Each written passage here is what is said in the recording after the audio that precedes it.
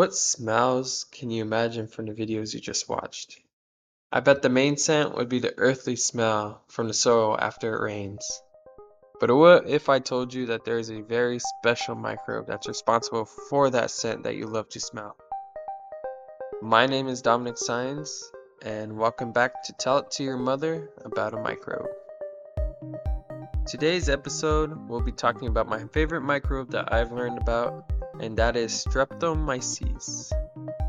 Starting off, let's talk about what is Streptomyces.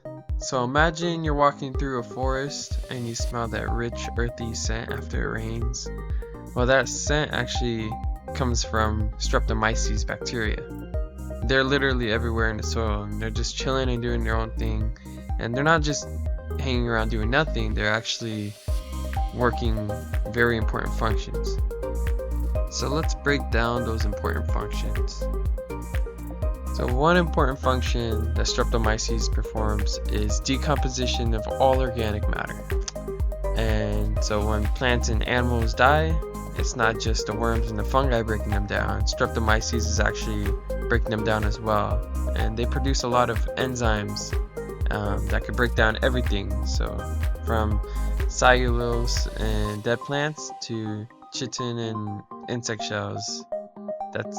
They basically decompose all this organic matter, and without them we'd probably be drowning in all kinds of dead stuff. Another important function that Streptomyces does is it helps create healthy soil, and they form these like thread-like structures. We call them hyphae, hyphae, and they're kind of like tiny roots, and it helps bind the soil particles together, and that creates better soil structure, which basically means that it would have more water retention and more space for plant roots, which helps them a lot when it comes to growing. Streptomyces historically dates back to 1943, where there was a student, a graduate student. His name was Albert Schatz, and he was basically, looking through soil samples in his lab and looking for bacteria that might be able to fight tuberculosis, and then he found Streptomyces griseus, and that discovery basically created streptomycin, and that helped save millions of lives because he found something that helped with tuberculosis. But his professor Salman Waxman, which is the one on the right in this photo, he was the one that for the most part earned the credit and got a Nobel Prize for the discovery. But we should still give credit to Albert Schatz because he did do some of the work as well.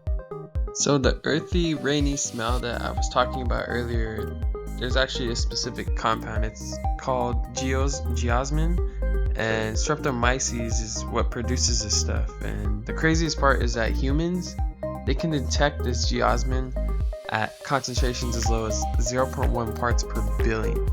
So that's like, for example, if you were to drop a little drop of geosmin in a pool, an Olympic-sized swimming pool, and we would be so sensitive to it that we'd be able to smell it throughout all that water. Probably the most important function of Streptomyces is in medicine. And what's wild to me is almost about 80% of all antibiotics that we use today come from Streptomyces species.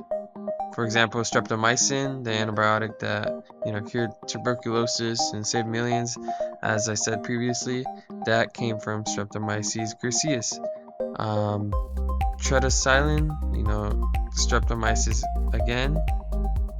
Erythromycin, that's also Streptomyces erytheus. And so Streptomyces plays a very important role in medicine. And even now, researchers are still looking for a new species of streptomycin that might help with more antibiotics created. A few fun facts about Streptomyces include how, firstly, most bacteria have a certain color, but Streptomyces can come in a variety of colors. Some could be bright yellow, others purple, blue, red, etc. Streptomyces also take quite a while to divide. Most bacteria, they could divide every 20 minutes, but Streptomyces, they could take up to hours to divide, but they also are very versatile and tough, so they could survive in those conditions that most bacteria wouldn't be able to survive in. And the last thing is that when streptomyces, have those tough times, they don't really just die. They actually turn into spores, and these spores can survive extreme cold and heat and drought and even radiation in some cases. And so some of these spores, they've actually been revived after being dormant for decades. And the next time that you take an antibiotic or that you smell the earthy rain scent, just take a moment to appreciate the tiny streptomyces that work away right under your feet beneath in the soil. Because these microscopic multitaskers, they prove that sometimes the smallest things can have the biggest impacts in the world. And streptomyces definitely have those important functions that really keep this world healthy and thriving.